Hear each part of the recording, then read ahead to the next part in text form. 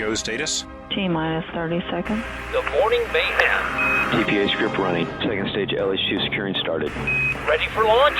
Ready to embark on a national security mission for the United States of America. News Talk 92. Range green. Igniters armed. Rofi ignition. KBEU. 4, 3, and liftoff. The Morning Mayhem is on.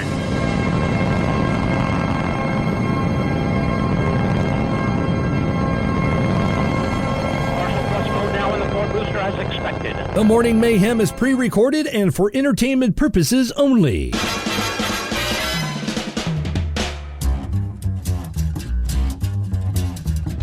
I think it's time to blow this scene. Get everybody in the stuff together.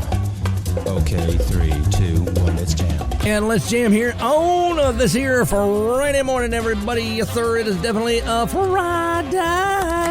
That it is. Yes, it is. And not only is it a Friday, today is also Earth Day.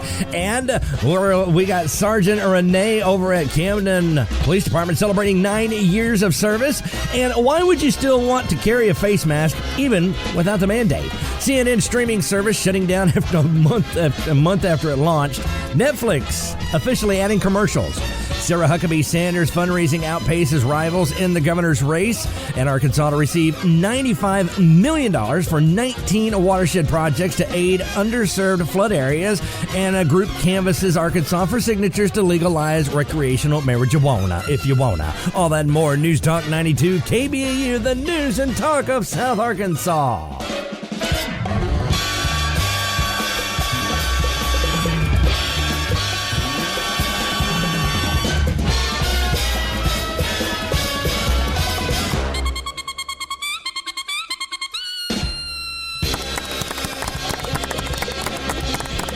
News Talk 92 KBEU, the news and talk of South Arkansas. Good morning, everybody, here on this Friday morning. Today is Earth Day, by the way, in case you didn't know. And one of the things that I really just do not understand about Earth Day is how much, carbon we're going to produce celebrating this thing called Earth Day. Because there is a lot of plans out there across the world for all kinds of celebrations and activities and everything that requires, guess what? Electricity. That's right. Yes, if you guessed electricity, you are definitely on the right path, because it doesn't make any sense either. Because, I would think Earth Day, you would want to live like the Amish or just not move at all, because if you move or do anything, you're going to need electricity to do it. You're going to need water to do it, which means electricity, because you're going to have energy. You're going to have to use some kind of energy source to be able to produce the water that you're going to consume, and not only consume, but wash things with and sanitize with and everything. And then you're going to also produce waste. So that means that as you are eating and, enjoying the fun and festivities of the events that you'll be participating in, you'll be creating trash and waste, which, because people will come out in hordes for Earth Day, makes no sense whatsoever, because people will actually be creating more trash and using up more energy than they would on any other day. So I'm just going to go ahead and turn on the AC and the heat at the same time at the house. I'm going to turn on all the lights and everything and open the windows too. And that's how I'm going to celebrate Earth Day. So here's 5 easy things you can do that'll help save the planet. You can turn the faucet off when you're brushing your teeth or washing your face or shaving or showering. You don't need that water while you're showering. You know what? You lather up, you turn the shower off, and then you spread the soap around and everything, and then you turn the shower back on when you're ready to rinse that soap off. See? Speaking of water, you can also help the number of plastic water bottles that end up in our oceans and landfills by using reusable water bottles. Oh, who knew that you could do such a thing? Paper cups. There'll be a lot of those going around. Also, look for leaks in your house. Any leaky toilet can waste 200 gallons a day, yes, per day. To detect a leak in your toilet, add food coloring to the tank water, and the colored water appears in the bowl when the toilet is leaking. And take reusable shopping bags with you when you go to the grocery store, Target, or even the mall, and skip the plastic bags as often as you can. Man, I miss getting the old paper bags, man, because there were so many things I could do with paper bags, and now they don't hand out paper bags. What am I supposed to do with a plastic bag other than fill it up with kitty litter when I need to empty out the kitty litter box? Other things you could do to help save on Earth Day or save the planet on Earth Day is you can walk or bike instead of driving. It also helps cut CO2 emissions, and you'll get some exercise as that. But what's funny, though, is as you exercise, what do? You breathe heavier and breathe more. See, so as you inhale, what are you going to exhale? Yes, if you said CO2, that would be absolutely correct. And that's the other thing I don't understand either. They keep saying that, a vehicle creates carbon dioxide, which is CO2, right? But when was the last time you ever read an obits or something like that, or an incident report where they were talking about how a guy offed himself in the garage by leaving the car running, died from carbon dioxide poisoning, right? They died from what? Carbon monoxide poisoning, CO. And if you read all the labels, too, of anything that pretty much burns any kind of fuel, you'll see a warning label on there that tells you to use in a well-ventilated area. Why? Because you don't want to suffer from what? Carbon monoxide poisoning. So for some reason, carbon monoxide seems to be a stronger gas than CO2, which is carbon dioxide. So it's just kind of funny how they keep telling you that, burning fossil fuels or burning anything pretty much creates more CO2, and all the warning labels tell you to watch out for carbon monoxide poisoning. And the other thing is, too, here's another little trick for you, a little trivia trick. So you go to the hardware store, right? And you're looking for to, get new fire or smoke detectors, right? Because your old one's crapped out. And as you're looking around, you go, oh, look, new fire detectors or smoke detectors that do all kinds of neat little things. And then you look next to those and you happen to notice a different kind of detector that doesn't detect smoke. It detects what? Yes, carbon monoxide, because if you have gas appliances in your house, you need to have a what? A carbon monoxide detector. Yes. If you're all electric, you don't need to worry about it so much. Yeah. I mean, if you're all electric, you got electric heat, electric cooking and all that stuff there, no gas in your house whatsoever, you don't need to worry about it. So, it's kind of funny, though. Carbon monoxide detector. You don't see carbon dioxide detectors. And even when the fire department has their little specials there where they'll hand out, they sometimes do. They'll hand out, fire or smoke detectors, and they'll hand out carbon monoxide detectors. But you never see them hand out carbon dioxide detectors. It's just me. It's just an observation that I make. I think it's just funny that everybody keeps going on about CO2, but CO seems to be the thing that's killing everybody when it comes to poisoning, especially during when you're using fossil burning fuels in an unventilated or a very, is it unwell ventilated? In a poorly ventilated area. Yeah, that's it. Yeah, that's how we'll call it. Poorly ventilated area. You can die from carbon monoxide poisoning, not carbon dioxide poisoning. It's weird. It's weird. I mean, I know. So, I'm just, the words have meanings. They do. And whether it's fair or not, people judge you by the words you use. So, and besides, walk or bike instead of driving. With gas prices the way they are, that's not such a bad idea. But then again, you know what? If you're close enough to be able to walk or bike to work or something like that, I would take advantage of it if you could. Because, the walk or the biking would definitely greatly benefit you because, you get a little bit of cardio in there. And not only that, though, you're burning off some calories. So you are getting a little bit of exercise in there. And, at the end of the day, you feel a little bit better for it. So, there's other benefits to that other than just, trying to, save the planet. Another thing, too, is being Earth Day. And get this. The most forested country in the world is... Oh, you're going to love this. This is great. Here we go. So here we are. The country that has the most forestry in the world, in the entire world, coming in at 815 million hectares is Russia, everybody. It's Russia. Yay! Brazil comes in second place, followed by Canada, and the U.S. is trailing in the back there with the least amount of forestry in the world. And in the U.S., the total of forest areas has increased, though, by 18 million acres since 1990.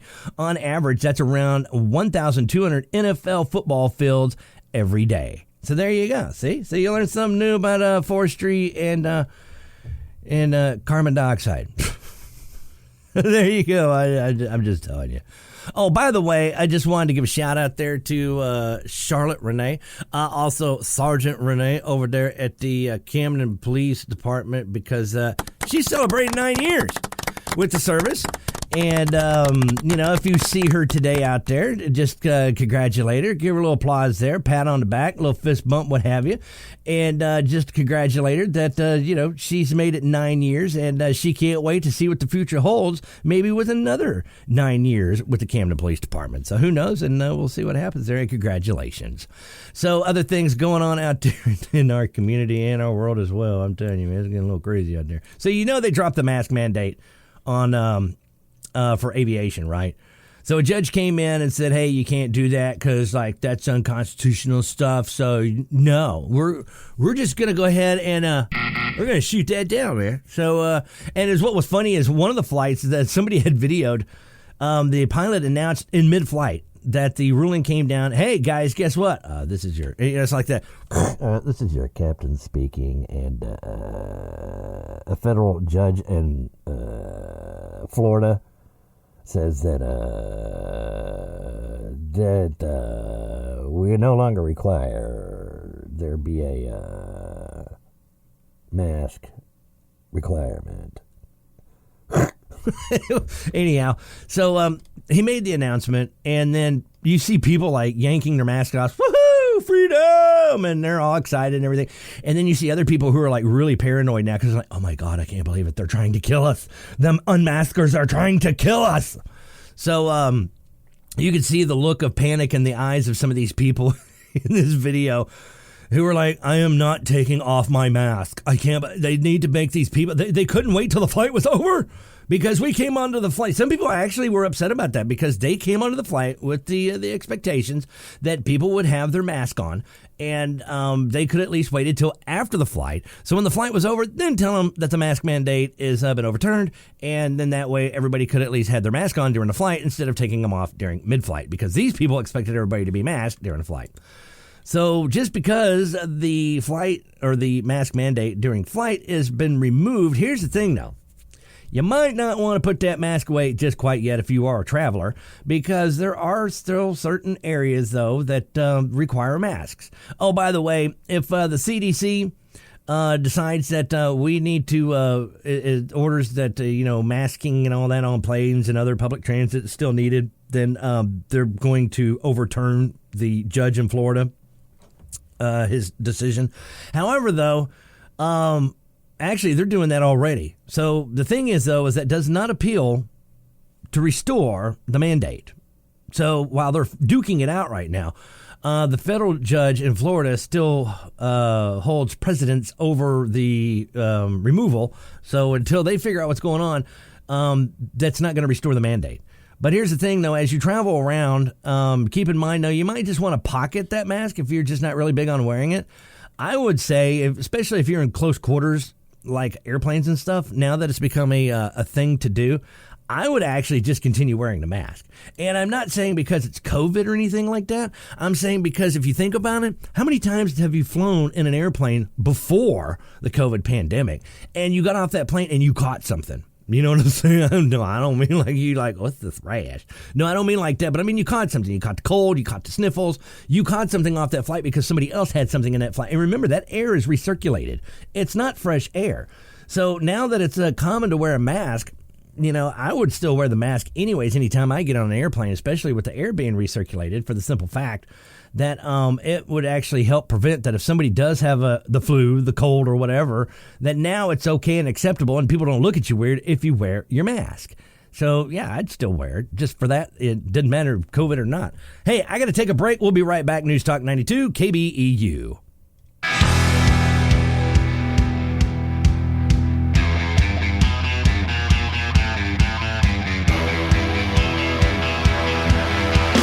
News Talk 92, KBEU, the news and talk of South Arkansas. Coming out of that break, getting you a little closer here to the bottom of the sixth here on not just any old Friday. It's a Earth Day Friday, everybody. Yay! And it's going to be beautiful out there this weekend as well. So it's going to make for a nice Earth Day weekend. So it's going to be pretty and stuff, but we do have rain back in the forecast. That'll be coming back in on Monday, though. So enjoy the weekend while you can. Some other things going on. Oh, by the way, in case you didn't hear, there's a Whataburger opening up in El Dorado. Yes, I know. They've made the announcement already and everything about the El Dorado location opening up. And, of course, the chamber has already put out the word that they're looking for people, new employees to staff that store as well. The Magnolia store is looking to restaff that place as well because those people that are there right now are from other stores, and you got a few of them in there that are that will remain permanent that are from the area, but most of everybody else that's in that store is from another store location.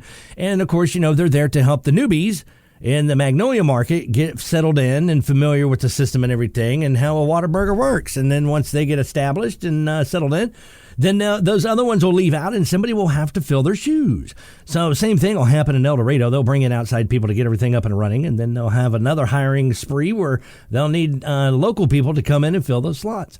So I get asked a lot of times, though, why can't Camden have a Whataburger? You hear about Magnolia getting one, and then, of course, you hear now El Dorado's getting one. You're like, hello, are we next or what? And then the guy who owns the Whataburgers, he's a franchisee, and he actually bought the store there in Texarkana on the Arkansas side, right there on State Line Road. And so what he's doing is he says that his plan is he wanted to come up through the south. And so, of course, starting with the Arkansas store that he's got there in Texarkana, now he's going to sweep up through Columbia County and put a store there, which he did. That's the one in Magnolia. Then he's wanting to move through Union County, and, of course, he's going to put one there in El Dorado, which will be opening up here soon. There's no date set or anything for a grand opening. And then he was talking about as soon as he said El Dorado, then he mentioned Camden. And I'm like, whoa, okay, now you got my attention. What about Camden? And he wants to put a Whataburger in Camden. And then go to Hot Springs, and then end in Benton over in Saline County. So that's kind of his idea, but then you're like, okay, so you mentioned Camden, so how long does Camden actually need to wait until, Camden gets a Whataburger?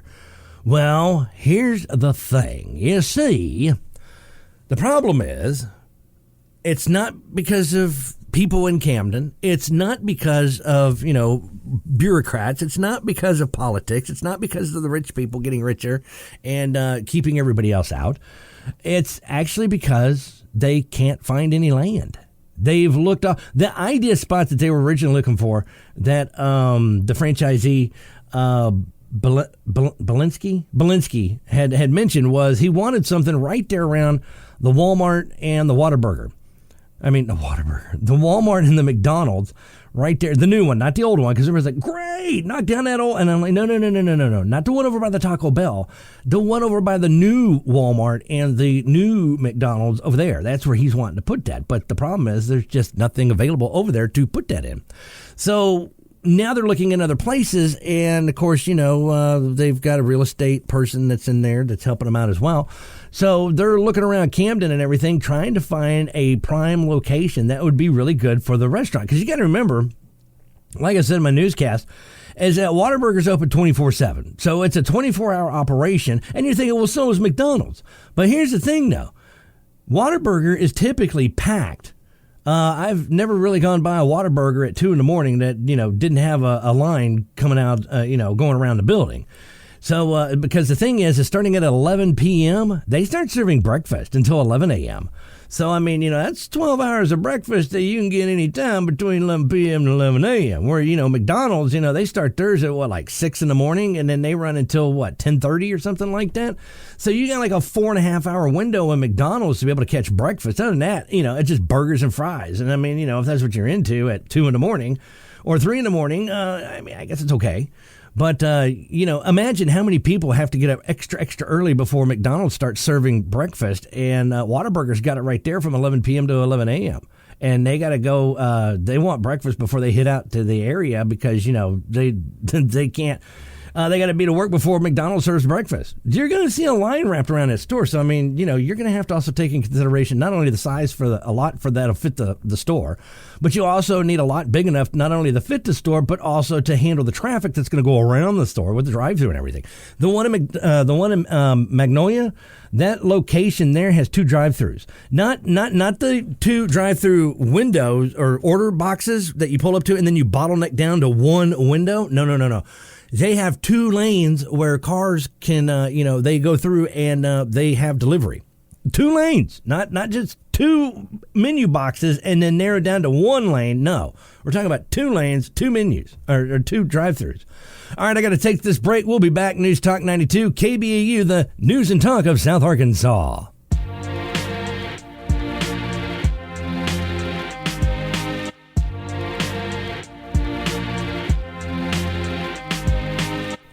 News Talk 92, KBEU, the news and talk of South Arkansas. Coming out of the bottom of the 6th there. 68 degrees outside right now as we are carrying on here on this here Earth Day. Yes, that's right. It's Earth Day. E-R-F. Earth Day. You spell it with an A. That's stupid. CNN streaming service shutting down after a month launch. They had made it like a month, and that's it. They're done.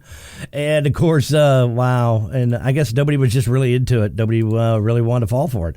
The thing is you got CNN, right? So you got the CNN stuff that you normally do, and then you've got this thing that you've probably been seeing on your Facebook notifications, ad stream stuff, CNN Plus. And it was a paid-for service. And so, like all the other streaming services out there, they're trying to, all the other companies that are trying to make a buck and everything. Well, I guess people just weren't buying into CNN. Then again, it kind of makes you wonder, too, because, CNN stands for Cable News Network. And, of course, it was one of the very first, cable news channels that came out back in the day. And that's why Fox News was created, was to combat CNN, because CNN at the time was basically just headline news. That's all they had, real news. So who, what, when, where, how, and why was basically all CNN was. Then, of course, they started coming out with, because that got boring. You hear the same thing, the same headlines for 24 hours. You gotta find a way to spice it up a little bit. So then they switched it around to where they were doing headline news at the top of the hour and probably bottom of the hour as well. A little short segment there. And then they had their talking head shows, which became news talk like this is. You got the news in there. We tell you the news and stuff, and then we interject it with our opinion and everything else. And people actually believe that's news. So that's where Fox News came in, was like, you know what, we got to counter that. So they did their thing, and so now you've got the same thing as CNN, but now it spins on the conservative side. But it's no different. That's what just cracks me up, is people actually think. There's people who will think CNN is real news and Fox is fake news. But then again, you got people who think Fox News is real news and CNN is fake news. I'm like, oh, God, they're both the same. Shut up! Sit down. They're both the same. And they get really butthurt about it, too, when you tell them that your news is no different than the other news and stuff, because y'all are both doing the same thing. It's just one spinning it the other way around to fit your narrative and what you want to hear. It is not. That's real news. No. That's like saying the back end of the paper where the op-ed is. That's like saying that's real news. It's not. It's an op-ed. That's why it's called an op-ed. So anyhow, they started this thing back in March 29th. Shortly thereafter, CNN was taken over by a new corporate parent. And the new leaders of CNN is Warner Brothers, everybody. And actually, Warner Brothers Discovery. And I think AT&T got involved in there somewhere, but yeah, it was a very ill-conceived idea. The subscription-based service is going to be shut down at the end of April. Executives said some CNN Plus programming and employees will be absorbed into the television network and website, but there will be some layoffs as well. The head of CNN Plus, Andrew Morse, yeah, he's leaving the company too. Yep, he got cut. Can you believe that? He got pink slipped. In the memo to employees on Thursday, incoming CNN chief executive Chris Lynch said consumers wanted simplicity and an all-in-one service rather than a standalone of, fairings. Discovery had previously suggested that it wanted to merge the new company's separate streaming services, which include Discovery Plus and HBO Max, into a single app. Discovery? I don't know, man. Discovery's kind of played out, man. Well, I only say that because, seriously, right now, I am like hardcore into History Channel. I mean, there's just something about the History Channel, and it's more than just history now. It's not the old boring, high school. Who was George Washington? He was the guy who chopped down a cherry tree. Is that correct? Oh, no, that's not the answer you were looking for. He is he got assassinated? First president. Yeah, okay, thanks. All right, well, hey, I didn't think it was that big of a deal, but okay. So, History Channel is getting a lot more than just that, and they're actually getting into bigger, and of course they've got their, Modern Marvels, which is really good. I like that. Engineering disasters, that's really fun. But a lot of it, it still has to do with history, but, it's more than just, who shot Lincoln and what was Lincoln, other than being a brick thrower. So, in a Thursday town hall, executives also said the service's inability to show live breaking news was a crucial failing because of contracts with cable and satellite company CNN Plus could not stream the CNN television network. Ain't that messed up? So anyhow, the facts are the facts, and we've learned from painful history, financially costly history, that if the company is going to go in a different direction than CNN Plus, we can't let it go on 1 second more than it needs to. So with all that, So who did get CNN Plus? I saw it. And I'm like, I wouldn't even subscribe to that. Even if it was Fox Plus, I wouldn't subscribe to that. In fact, I think Fox has its own streaming service, doesn't it? I believe it does. It's got Fox Nation. So you've got stuff like Fox Nation, which is a pay-for streaming service, and even the other networks are, they're offering a free news streaming service. ABC, CBS, NBC, all of them. They're doing their news free, and Fox Nation, Fox Nation, they're a subscription-based thing, so I guess they're actually doing better than CNN. Let's see, CNN Plus flagship service, people, stuff and things, said, what was it? Arguably, Wallace Daly's interview show for which he left his previous job as Fox News Sunday's host. Wallace did not immediately return a message seeking comment. Yeah, Wallace, man, kind of flipped. He, you used to think of him as the conservative dude, because he was on Fox and everything. But then as soon as you saw the debate between Biden and Trump, Wallace flipped to the other side because, he was favoring Biden more than he was Trump. And so, CNN Plus, so long, farewell, Velveeta cheese, good night. Arkansas received $95 million for 19 watershed projects to aid underserved flood areas, and Camden just happens to be one of those. Ta-da! So Camden will be getting some buku money out of that, and to help with some areas and things like that and stuff. Hang on here. Let me go ahead and grab that, and then get that, and then put that out the way, and then get back over here to put that. Where'd it go? Oh, no. See, even taped, the thing still acts up. Because I got everything already. See, that's the big difference here is I've got everything already laid out, and I did not do what I needed it to do, you doggone piece of dookie. Hang on. Let me try it again. Did I just say dookie? Dude, it's a family show. We can't say dookie on the air. I don't even think the FCC allows that either. We should probably bleep that. You can't say on the air because the FCC frowns upon that.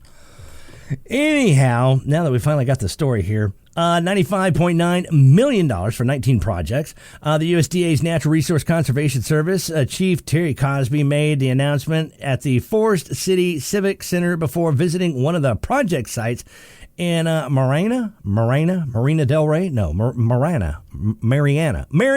There we go. We'll eventually get it here. Hey, work with me. Okay. All right. Come on. So anyhow, these projects are going to help cities like Helena, West Helena. Yeah, I know.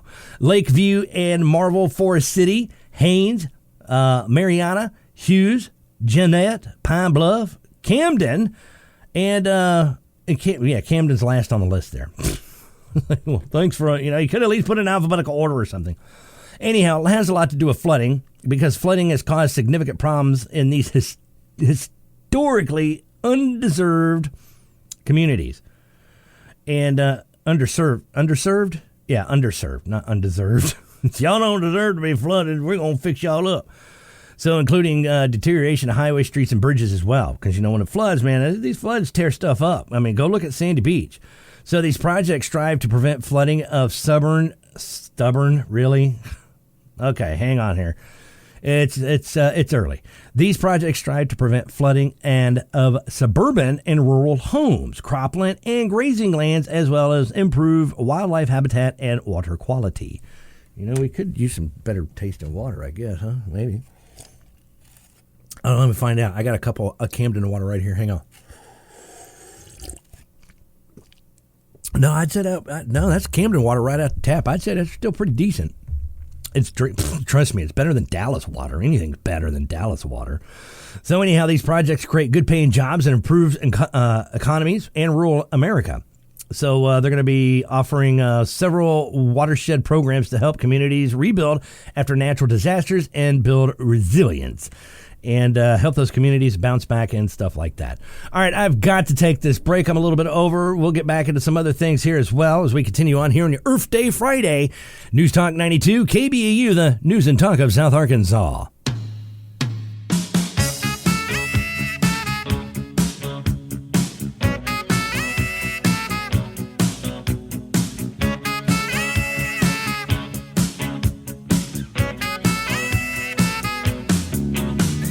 News Talk 92 KBEU, the News and Talk of South Arkansas. As we are getting close to the top here, we're coming up there on that 7 o'clock hour. Got the round table coming up at the 7 o'clock hour as well. We should have Carrie, not Carrie Underwood. That's the wrong Carrie. Carrie Weatherford. Weatherford, Underwood. They kind of sound a lot alike. Sure. But anyhow, Carrie, though, does a lot more agriculture and stuff than Carrie does. Carrie does than the other Carrie does, yeah. So we were talking about, CNN streaming service to be shutting down. Guess what, though? To add to that, Netflix is officially adding commercials, yes, to their service. I know a lot of people out there have already, decided to just kill their Netflix. Well, because, Netflix got in a lot of trouble when they came out with that show, which I can't remember even what it was called now, Precious or something like that. It's about those 4 or 5 little girls, 8, 10 years old or something like that. Remember, and they were doing all that seductive dancing and everything to compete. And, and everybody's like, oh, my God, this is like grooming. This is like pedophilia. Oh, my gosh, this is like, creepy because all these old creepy dudes are going to be watching this and they're going to be all like, yeah, no fun show. And it's just disturbing, so I'm going to go ahead and cancel my subscription because they won't get rid of it. We all remember that whole debacle? Okay. So, of course, Netflix lost a slew of membership there, and they took a hit. Their stocks went down. And so, they've been kind of slowly building back up. They've been trying to do some stuff here. But the thing is, though, is now they're saying that because people are sharing passwords and stuff, that it's really hurting the business. And they're going to they're snapping down on that, too. So if you're sharing passwords and things like that, they're going to get you. You know what? It's really not the fact that there's people are sharing passwords that's declining business for Netflix. Think about it. When they had the show I was just talking about with the little girls dancing and everything, a lot of people canceled their subscriptions because of that. And then you got some other issues that came out, some other controversial issues. People were canceling their subscriptions for that. And so you've got people out there canceling subscriptions. And then you got the LGBTQ thing that happened. You got them who were canceling their subscriptions because of the whole Dave Chappelle thing. So, Netflix is getting a lot involved in, trying to take sides when it comes to politics. And I hate to break it to them, but they service both sides of the aisle. They service, liberals, and they service conservatives, and they even service, hardcore fundamentalists and, hardcore liberalists as well. So, you've got everything on each side of the spectrum there that they're servicing that is their client base, and they're trying to take sides. And the problem is that now when they get political, well, they pretty much isolate one side of their audience or their clients, and they bail out because they're like, I am not paying for this service. They do not support my views and beliefs. And so they bail out. So now they're saying, that they're having issues with subscriptions, and it's because people are, sharing passwords. Dude, it's because you're not doing what you're designed to do. Just stream the damn shows and let us do what we do. And then, you know what? Stay out of politics. But as long as they keep getting involved in politics, then, they're going to keep suffering. So now they're talking about adding commercials to kind of offset the pricing for subscriptions. So Chief Producer Officer Greg Peters acknowledged that there would be differences in pricing for subscriptions in different territories So both Hastings and Peters discussed the current state of Netflix and its future during the company's first quarter earning call, which was posted on YouTube on Tuesday. During the interview, the CEO noticed that they will begin to implement advertising on Netflix in the next year or two. So one way to increase the price spread in advertising on low-end plans is to have a lower prices with advertising in it. Kind of like Hulu does. You know, you can get Hulu, and then you could still have ads and stuff in your Hulu, or you could pay a little bit more and have Hulu without the ads. That was one of the beauties I loved about Netflix, man. Netflix was flat rate, and, man, I didn't have to mess with anything. But it looks like now that, I'm going to get stuck with that. Man, I can't afford to go any higher, dude. I mean, I'm already up $26 with Netflix. Man, I started out on a $15 plan, and I'm already up $10 a month on their stuff. And they got a lot of good shows that I'm really into and that I enjoy a lot. So, I mean, it's becoming a tough call to say, you know what, I'm not going to sit there and bail out because of the politics and everything. But, you know, when it comes to pricing, I mean, it's bad enough I had to give up cigarettes because cigarettes were pushing $10 a pack. I didn't want to give up smoking. I enjoy smoking. I still enjoy smoking. I love it. Cigarettes and I, we have been through so much together, man. We have seen some good times and we have seen some bad times. And even during the bad times, man, you know, when everybody else left me and, you know, the ex was like, I can't deal with you. And so, like, I'm going to go a different direction and you're not a part of it. Guess who didn't leave me behind? Cigarettes did not leave me behind. That's right. Cigarettes were there the whole time. They helped me through so much, and we got through so much together, and we have so many memories that we've done and that we've created together, and unfortunately, I had to say goodbye because it was getting up to $10 a pack. Oh yeah, I know. People are like, oh, it used to be, oh, congratulations that you're not smoking anymore. That is so awesome. It's so awesome that you are not smoking anymore. And I'm like, dude, I want to smoke. That's the problem. I didn't want to quit. I still don't want to quit. And, you know, it's been long enough, though, that I don't get the shakes or anything like that. So I figure, you know what? I'm this far away from it. I'm okay. I'm still mad, though, that I had to give it up because I really enjoyed it and we had some good times together. Man, Netflix and I, we have been through a lot together. And, you know, I'm not going to sit there and quit Netflix over politics or anything like that. But, man, they start pushing it up there to $26. Well, it's already at $26. They start pushing it $30, $35 for no commercials. That's like, dude, I'm out. I've got to go and find something a little bit cheaper. So anyhow, that's what they're talking about doing, is probably doing a different pay tier based on what you can afford. And the higher tier that you pay, you probably won't get any commercials. And, of course, the lower tier that you pay, you will end up getting commercials with your Netflix. So be looking for that in the next year to 2 years coming up here. With Netflix. Ugh. So there's that. Yay. I'm telling you, man. I know people are like, you should be so excited that you quit. It's so healthy for you. And I'm like, dude, I am so mad right now. I am so mad because, you know, I didn't want to quit, man. I didn't. I enjoyed it. And you know what? And if I could, look, if they drop cigarettes back down to $5 a pack or something like that, man, I'd be out there right now. I'd be like, you know what? We got to take this break. And I'd be out there right now puffing away. I would. And I'd be happy. Oh, I know. Is it, well, your health and everything. You know what? I'm going to die anyways. I might as well enjoy, you know, make this life livable before I die. But think about the children. The children will be fine. They'll move on. So anyhow, I know. I can quit any time, man. So anyhow, Sarah Huckabee, man, her fundraising outpaces the rivals of everybody else in the governor race there. So it's kind of hard to believe, man. I don't hear much anymore from Chris Jones. He's the Democrat that's or the front runner, I guess, for Democrats running for the governor position because, I'm not hearing anything anymore from Chris Jones. I'm not hearing anything at all from the other Democrats that announced that they were going to run for governor. And I couldn't even tell you who it is now because they announced once upon a time that, I think they'd be fun to do. And then we haven't even heard from him. But Chris Jones seems to be the only one on the Democrat side that's out in the front. Of course, Sarah Huckabee Sanders, is the forerunning here on the Republican side. And then Griffin dropped out, and then Rutledge dropped out. The thing is, though, there for a little while, Sanders was going uncontested until this other guy shows up, Doc Washburn. Kind of ruined it for everybody, because, it's like, Team Sanders is like, yeah, we are unchallenged, man. We are going to tear this thing up, rah. And then this dude comes out of nowhere, this Doc Washburn is like, who's this Doc Washburn dude? And so he's like, I'll run for governor. And so now everybody's like, well, you know what? Whatever. We got more money. And so that's what it boils down to is Sanders is like, we got money. In fact, we got more than $14 million. And Washburn's like, well, I don't have the money, but I got a message. And unfortunately, Sanders doesn't have a message. So that's where we're at right now. Money versus message.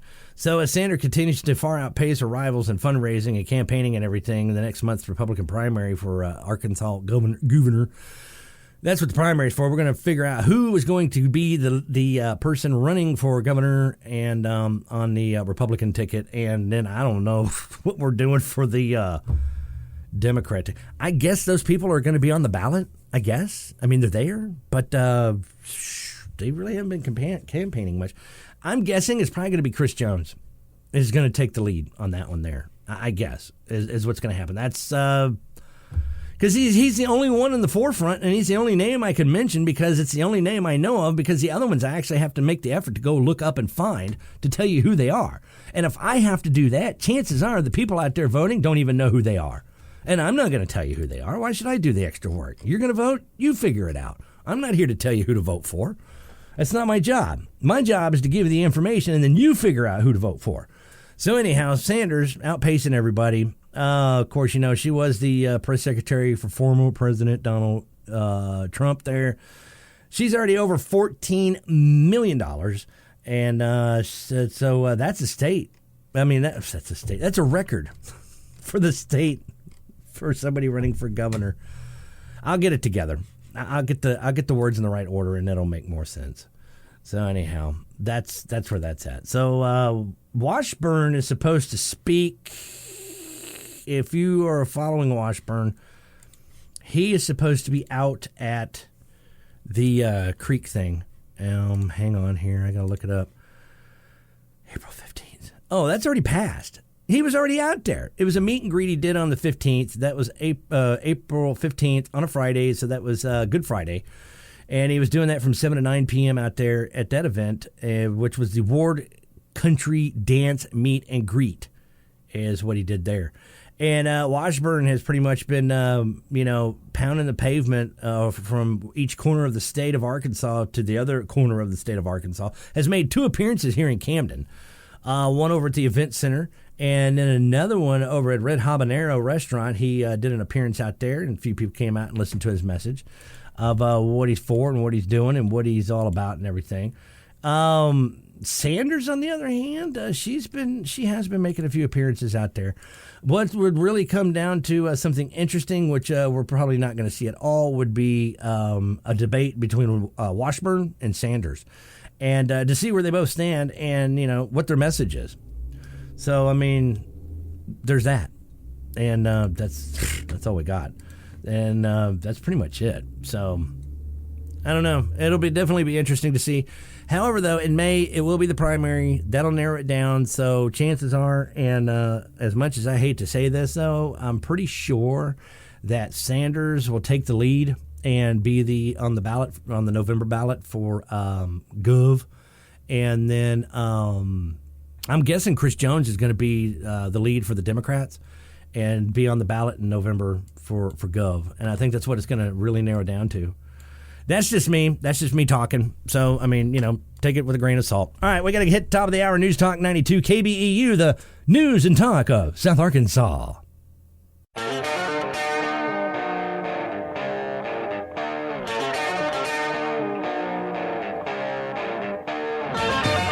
News Talk 92 KBEU, the news and talk of South Arkansas. Getting here in the, where are we? We're in the 7 o'clock hour right now. And we got the round table coming up here in just less than 20 minutes. Carrie Weatherford will be in, and of course we'll mess her up and everything as she's trying to tell you about all the ways and things to deal with your yard and your garden and whatever else that she can think of that has to do with agriculture. So there's that, and be sure to tune in and enjoy the shenanigans and the hootenannies and everything. So we try and mess Carrie up. I'm just saying.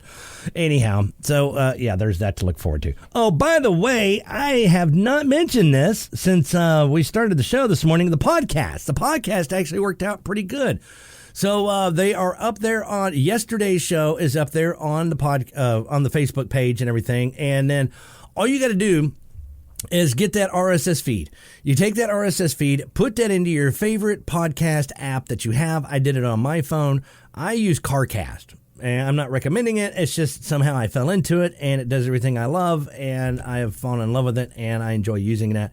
So if you would like to use that as well, it's not an endorsement. I'm just saying it's something I use, and I get no kind of compensation or anything for it. So you can look for that CarCast there.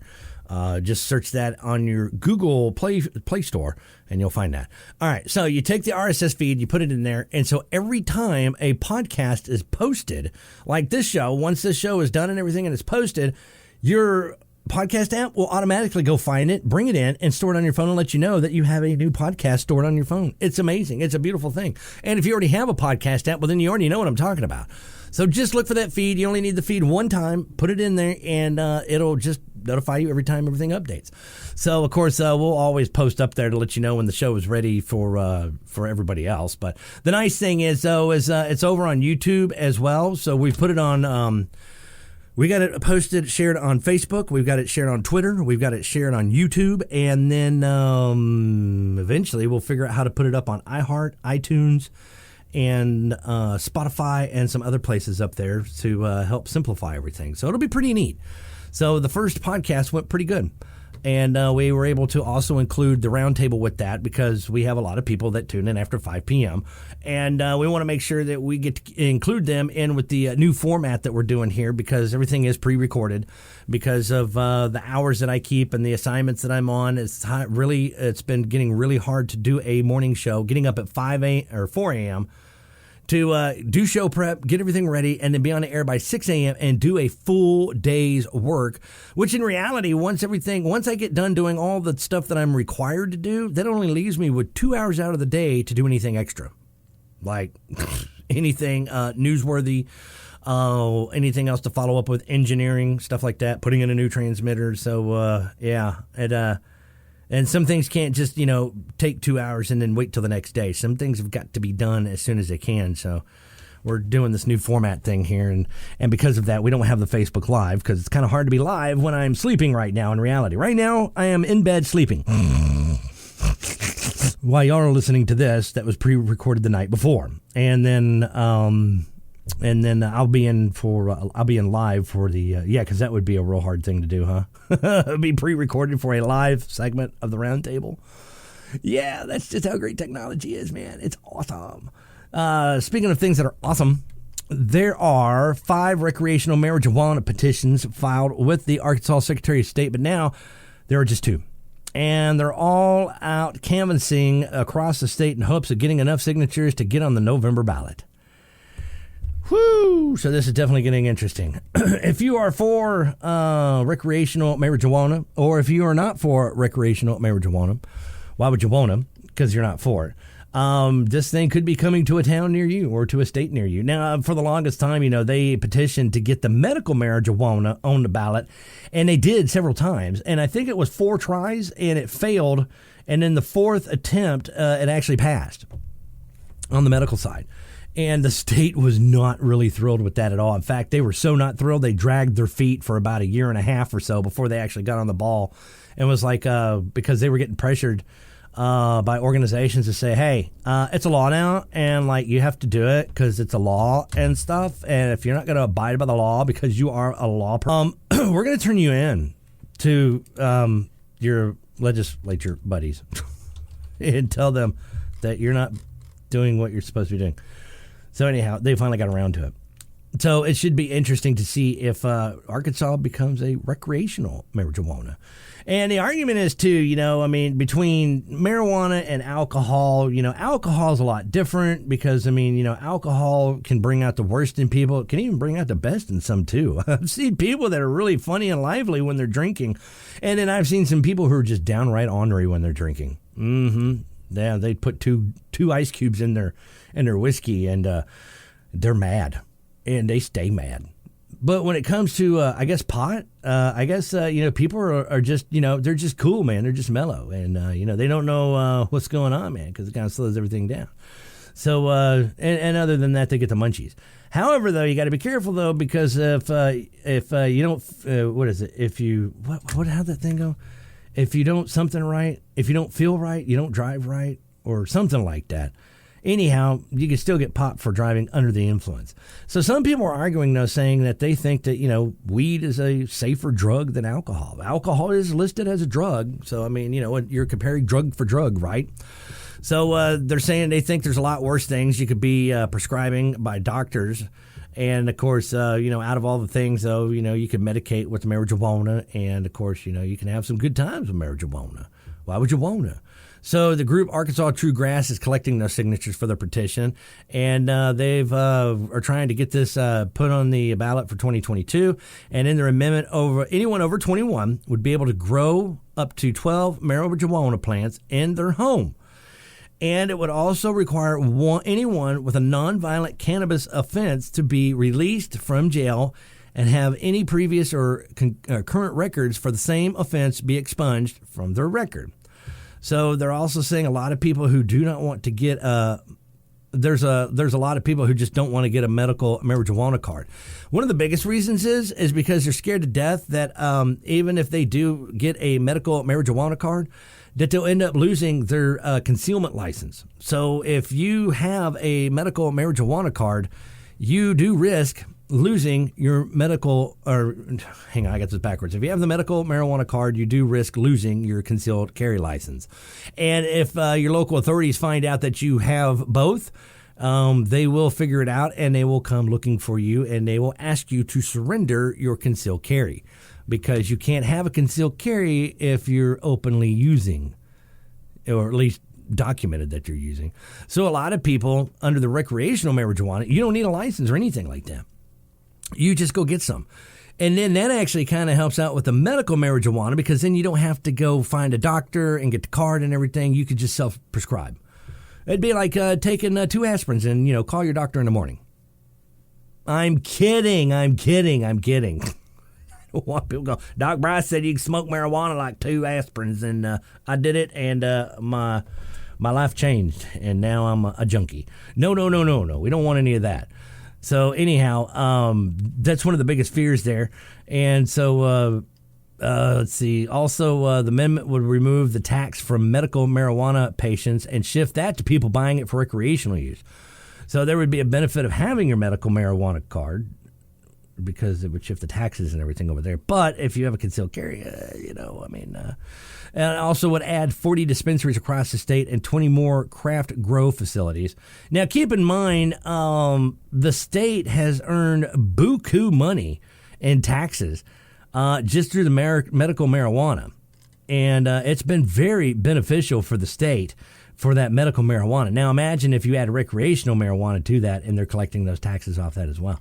I know there's a lot of you out there who are just against it, and, you don't want tax, it's like, it's just not worth having the tax dollars from alcohol sales.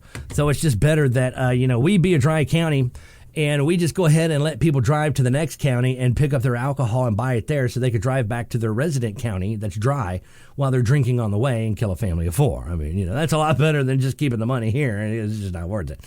And then the same thing, when it comes to marijuana, that's going to be the same argument. It's just not worth the tax dollars to put people in jeopardy, lives in jeopardy and things like that. So it's just not worth it. That's what they're going to say. So anyhow. Oh, get this. Before I got to go to this break and we wrap up today, oh my gosh, this was freaking hysterical. Well, it's hysterical to us, but it's not going to be hysterical. It's not hysterical to the owner, because the owner is crying right now. The owner is hurting and very upset, and especially disappointed in him too. These people took advantage of him, and now he's broke, and he can't feed his babies. And can't buy shoes either for his babies. Yep, all because of you. Selfish. I'm kidding. Anyhow, here's the story. So last week, one gas station in Tennessee was unknowingly charging a tenth of the correct fuel prices for hours. So according to the man who finally spoke up, customers got away with the price for half a day on the owner's dime. Hank DeHart told Newsweek that he was shocked to read the price of premium fuel after fueling his car at the station in East Ridge, Tennessee on April 14th. It was off by 1 decimal point, charging him only 45 cents per gallon. Dude, that's like what, 70s days or something? His total for 12 gallons came out to be only $5.64. The average cost of premium gas in Tennessee is currently at $4.57. Move that decimal over 1, and you got 45 cents per gallon. So while the national average price of regular gasoline is $4.12 per gallon, according to the American Automobile Association, or AAA, last week that gas station in Tennessee was unknowingly charging a tenth of the correct fuel price, and people were posting photos of it too, like 0.449 cents price per gallon. Unbelievable. Dude filled up 12 gallons, 12.557 gallons, and was charged only $5.64. Woohoo! Man, I'd be kicking that would be so exciting for a 27-gallon tank. So, anyhow, DeHart, he said his instant reaction was panic, and he also described the experience on Facebook. He said, I'm self-employed. I know that what kind of mistake that 1 decimal can really hurt you. That's big money. Your margins are super thin. DeHart ran inside the convenience store to tell the owner, who did not understand at first due to the language barrier. But DeHart asked him to print his receipt. With the owner seeing the figures, he became frantic, poking at his screen and turning green in the face, according to DeHart's account on Facebook.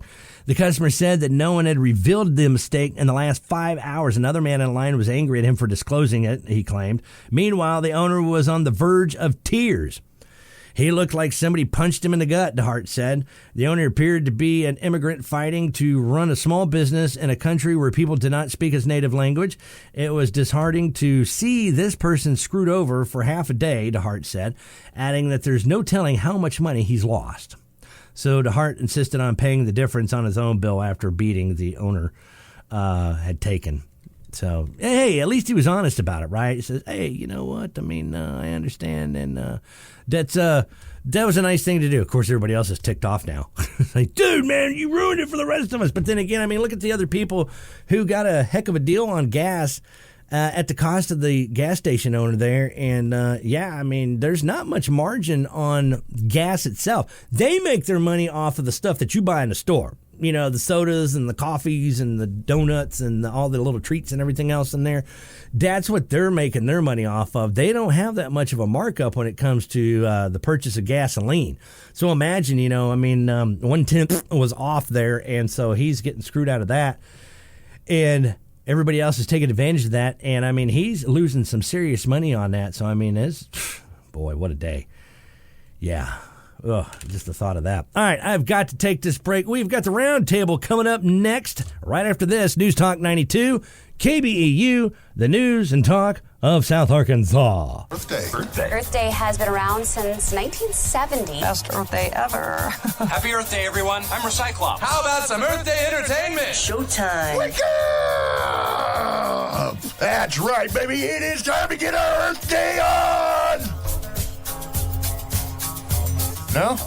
I don't get it. Too much? No, I just don't get it.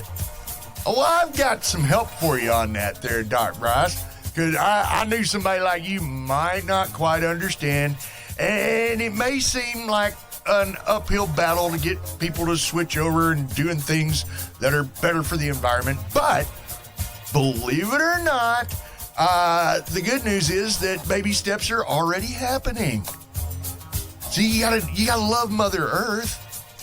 I get being a good steward of the earth. I get that. That's a good thing. Sure. You should practice that. Everybody should practice that. Absolutely. Do you realize how many activities and festivals that are going on today because it's Earth Day? Well, yeah, I mean... Do you realize how much energy is being consumed? How much waste that's is because being it's Earth Day, produced? baby. We gotta celebrate the Earth. I mean, I would think the way you celebrate Earth Day is actually just sit still, be quiet, don't make a noise, and don't Shut up, sit down, and turn off the doggone light. Turn off the lights, don't use any energy, and just sit there and be quiet for 24 hours. I'd figured that's how you do Earth Day. But to sit there and bring out generators and, use up electricity and have these festivals. I mean, people are going to be consuming water. They got to put it in something, right? So there's going to be a lot of trash consumed or made because they're going to be eating and unpackaging things, and they're going to have their water bottles and their little cups with their sodas in it and everything, and all that overflowing trash from the trash can. Absolutely. That is Doc Bryce, by the way, hating on Mother Earth and depriving you guys. Oh, no. festivals. See, last year, I tried to really get involved in the Earth Day thing, and I turned off all my lights. The problem was I almost ran over that dude on the bicycle. Well, there you go. See, if he'd had one of them battery-operated lights, we wouldn't be having this issue. Well, my lights are battery-operated. True. On the truck. It's True. just I had them off because I was celebrating Earth Day. Yes. But this year, I'm going to do it different. I'm going to run the AC unit, and I'm going to run the heater, and I'm going to turn on all the lights, and I'm going to open up the windows. Funny you should mention that, because the very first thing that I did when I walked in the door this morning was flip on the air conditioner and turn on all the lights in the studios. So how exactly is that celebrating Earth Day? I thought it was a bright idea. I don't know, man. The logic is flawed. A new study, though, has found that 92% of homeowners have invested in green, eco-friendly home improvements over the last year. Now that I can get behind. 92%. And that seems high to me. Well, in a lot of those programs, sure, you get incentives and tax incentives. Oh, absolutely.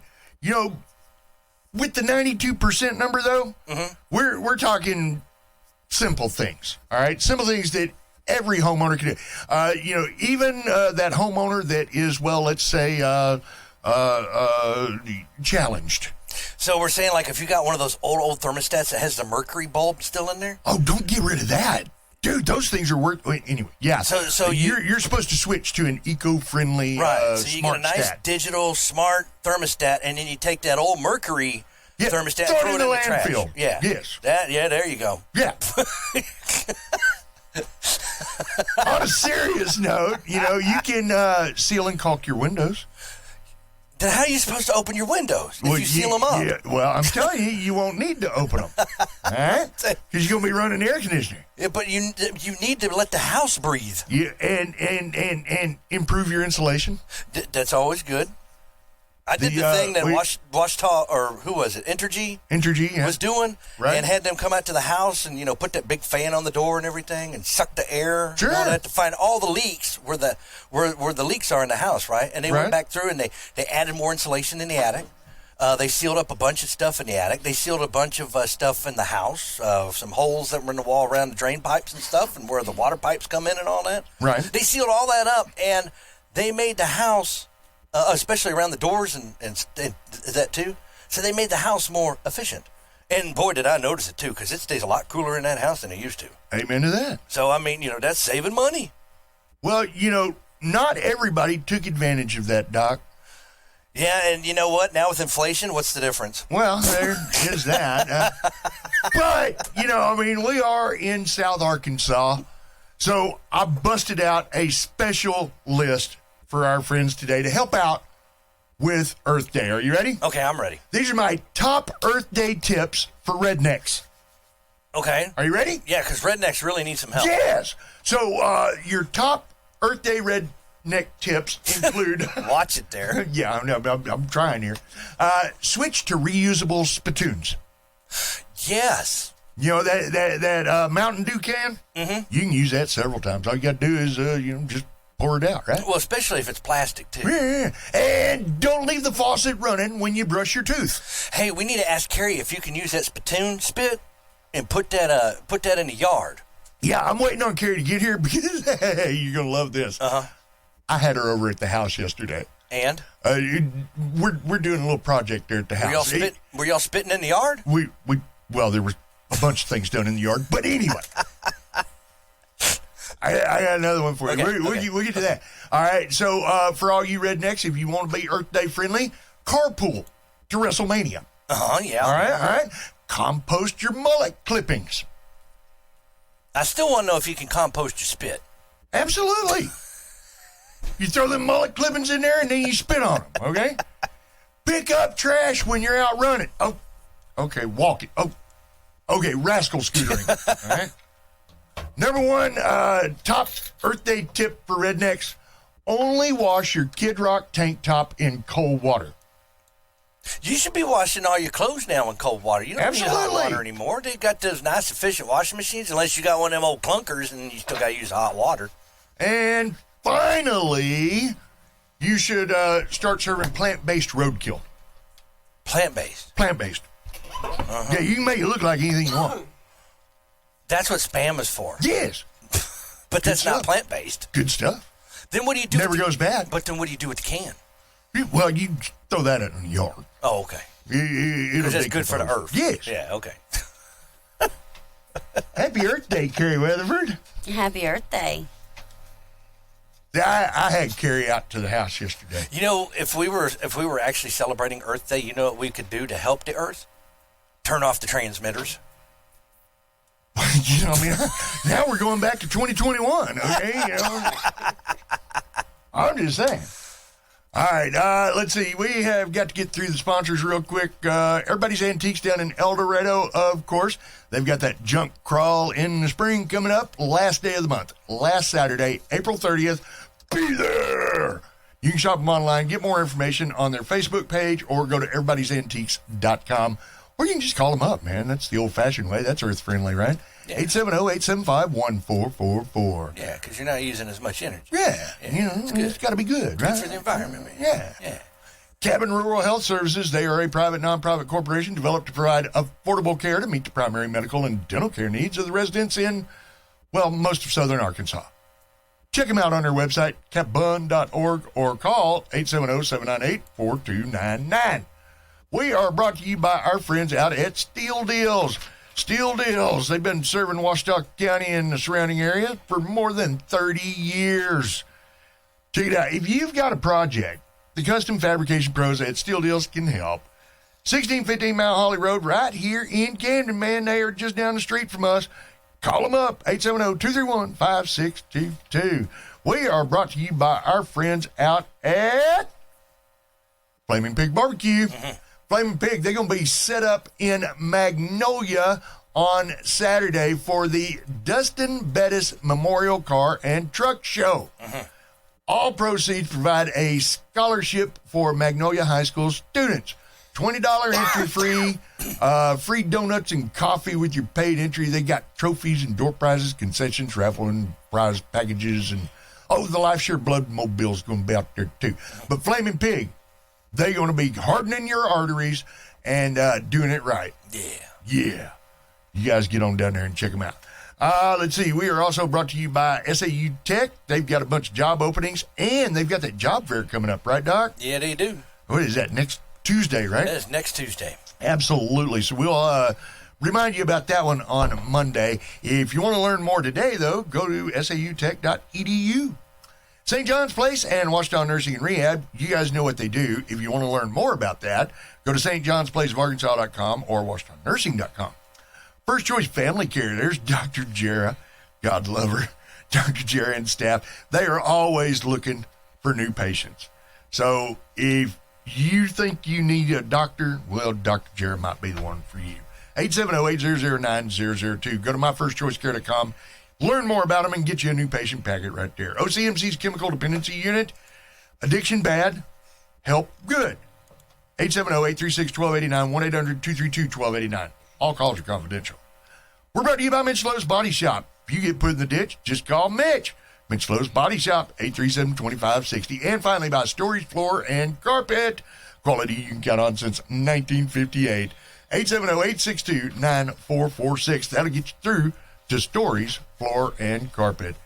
All right, so like I said, we were sitting around the house yesterday, and I was trying to figure out something cool to do for Earth Day, so I called up our buddy, Carrie Weatherford. You guys hang out, and we'll find out just how much trouble JJ's in right after this.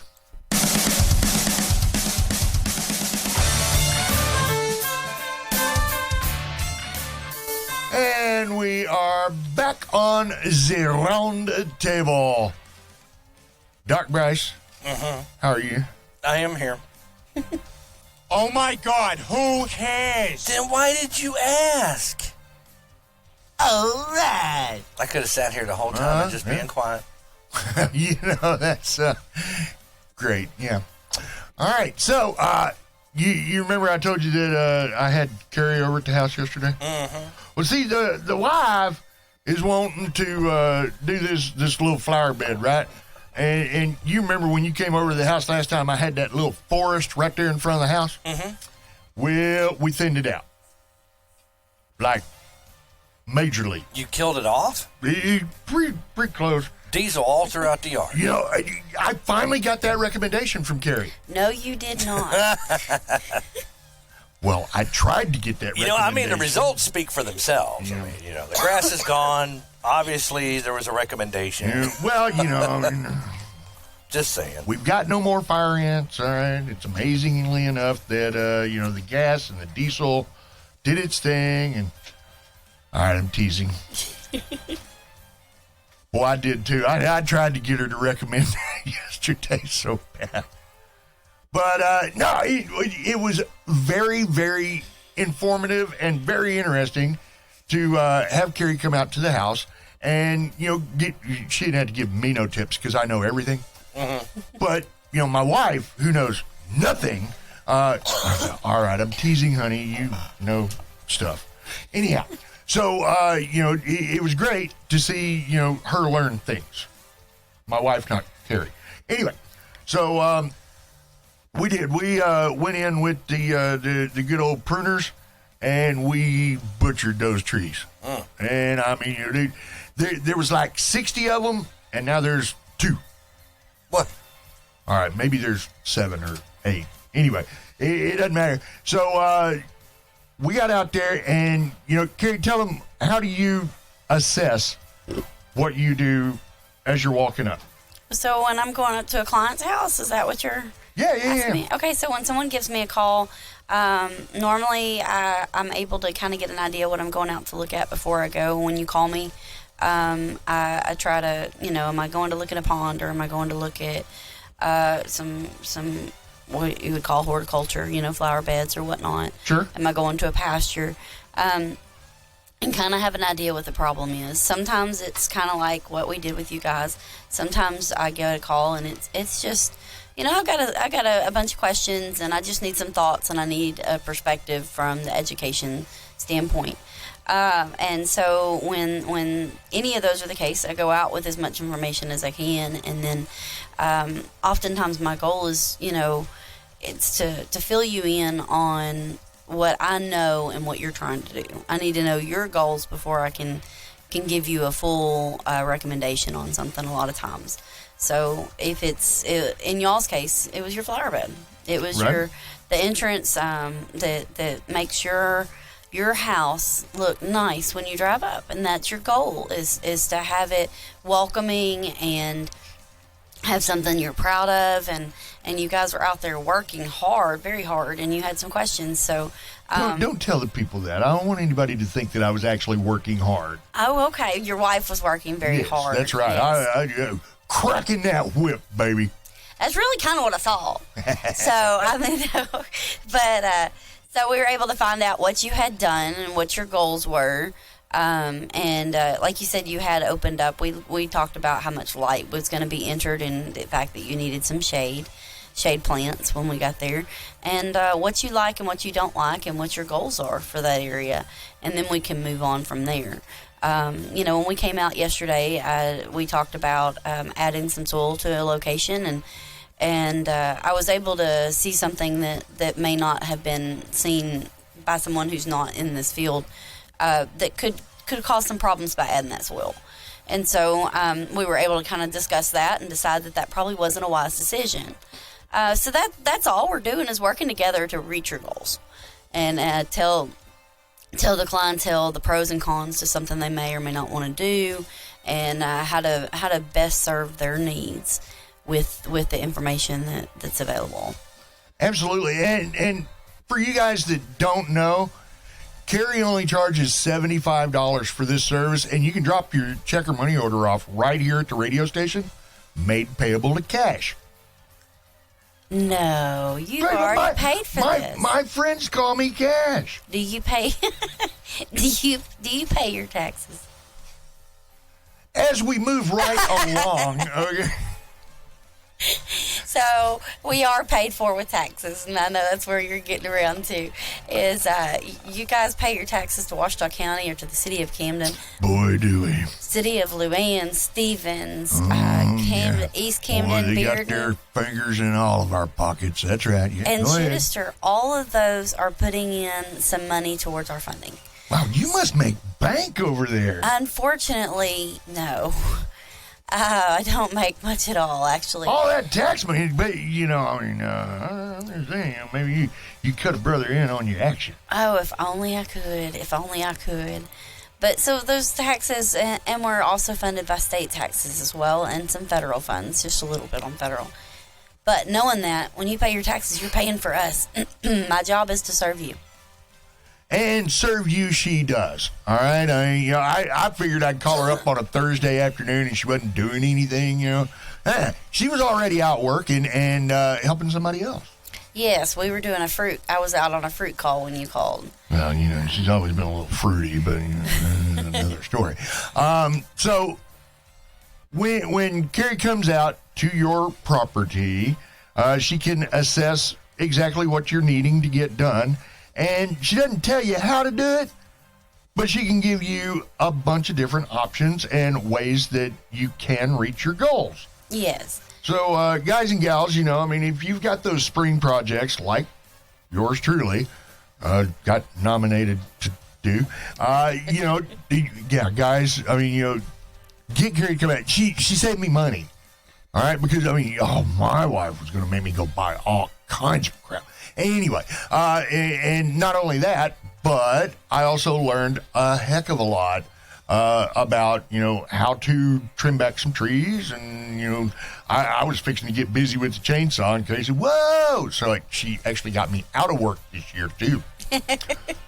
So, there's a bunch of advantages to calling up Carrie and having her come out. Yes, it's one of my favorite parts of my job. Oftentimes I get questions I don't know the answer to right away. And what I find is the next time I get that question, I know the answer.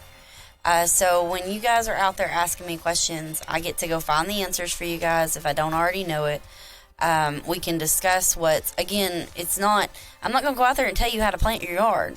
I'm not going to tell you how to mow your yard. I'm going to tell you what best practices are. And I'm going to help you figure out what's going to work for your specific situation. Because let's face it, everybody or a lot of people have an area that's been planted by someone other than themselves. And what you find with that is you find that you like this plant, but you don't like that plant. Or this person didn't realize that the plant was going to be this close to the house. Or this plant we didn't know this one was going to get this big. Or... we talked yesterday about a tree that was at my house when it was bought. And that tree was so close to the house that I treated it really good for a couple of years. And then when it got too big, I abused it because I knew it wasn't going to survive because it was going to mess up my house. But I got another couple of years out of it, and then the tree had to go. And because it was going to hurt the metal on my house, the roofing. So... we can talk about what's going to most be effective for you. We can talk about, but be realistic when you're out there, when you're wanting to do things with your yard or with your garden or your flower beds or whatever it is that you're working on. Be realistic. A lot of times you can't do it in a year. If you decide to do it in a year, you might be doing more harm than good. And that's something that I love coming out and doing calls. That's one of the real personal parts of my job. And I get to really see how effective and how helpful we can be when it's a one-on-one situation like that. So I love doing it. Call me for it, and we'll get you taken care of. And this is that time of year. Absolutely. Now, the best way to get a hold of Carrie is her cell. That's 231-1160. That is not her cell, by the way. That is not her cell. 231-1160, get you right through to the extension office. Yes, that'll get you to the extension office if I'm not there, which is not uncommon because I am out seeing clientele. If I'm not there, then they will get that message to me, and we'll get it scheduled to come out and take a visit and see what we can do. Now, soil samples, I'm assuming, are a big thing at this point or time of the year. Yeah, we're really. I mean, if you haven't already done a soil sample, do one for sure. We want to do one sooner rather than later. Really and truly, you want your results by now, and want to have already put that lime out in February. But it's not going to hurt to go ahead and do it now. It's just not going to be as quickly to be effective. Lime takes about 4 months to take effect into the soil. And so you really want to change that pH or put the lime in to change that pH so that you have it before this time of year so the change has already been effective. So as spring comes in, your plants are rip-roaring and ready to go and can take in those nutrients. But it is far from too late to put out limestone. Well, I mean, if you're drinking margaritas, you just throw those limes in the in the flower bed, right? Go for it. Because you put the lime in the coconut, right, Doc? Yeah. The lime in the coconut. Yeah. Yeah. But what do you do with your spittoon? We were getting to that. Yeah, so that was when I drove up. That was the last thing I heard before I turned off my car was, ooh, we should see if Carrie thinks we should pour our spittoon or whatever into the yard, spit into the yard. It's just no. tobacco spit. No, have you ever heard of the tobacco mosaic disease on tomatoes? Well, I didn't say throw it on your tomatoes. Well, okay, so... We're talking about throwing it in the compost pile. Throwing it in the compost pile. Yes, that way it mixes in with the compost. It's already composting. That's a risky move. Before you spread it all out. That's a risky move. In theory, if you are using your compost correctly and your compost is fully heated, then it would break down any of the disease that was there. However, it is very common that compost does not get hot enough and that people don't truly compost their materials. So we need to set fire to it. That'll heat it up. Pour some gas on it. Uh-huh. See, there we go. Back to the gas. I figured we'd come around to diesel eventually. I most certainly would not encourage the diesel to your compost or putting your dip into your spit. What if we just get an electric heater and stick it in the middle of the compost? That'll heat it up. That'll heat it up all right. That's one thing, right? Do y'all know what causes the heat in the compost? Decomposition. Decomposition. It's actually, yes, it's a bacteria decomposing, and that energy creates It's energy. a chemical reaction. Chemical and bacterial reactions. Yeah. Yeah. Get your microscope out and climb in the middle of your They getting freaky compost inside pile. the pile and all that rubbing and everything. It generates all that heat. Oh, I that's a good love it thing. hot, baby. I love it hot. That's a good thing. Oh, yeah. When they are Earth breaking Day. down that stuff. Global warming. A correct compost pile does reach a warm temperature, pretty hot temperature, actually.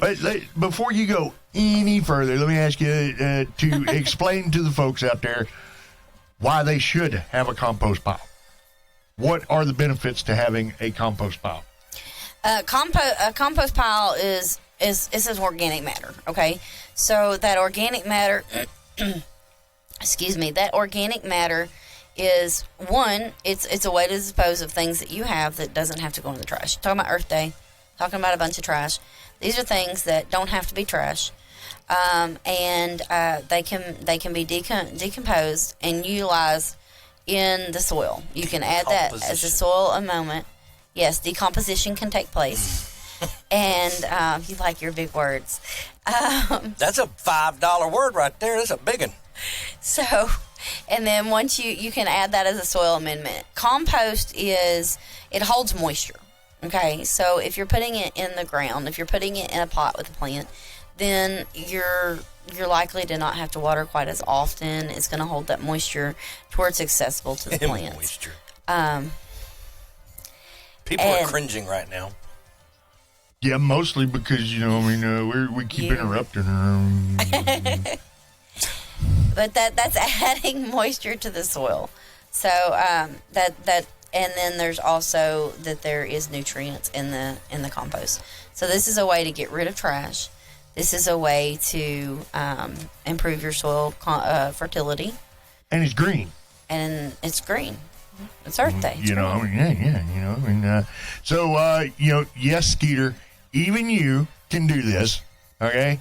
You go ahead and compost your mullet clippings, and that will help save the environment. And don't forget that thing on cinder blocks in your front yard, make it a Prius.